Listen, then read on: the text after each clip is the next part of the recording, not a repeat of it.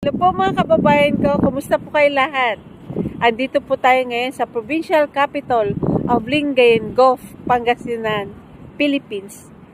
Tignan nyo po, nandito po tayo ngayon sa historical site at nabago na po ito mga kababayan ko, yung mga taga Lingayen, yung mga taga ibang bansa po na taga dito sa Lingayen, Pangasinan.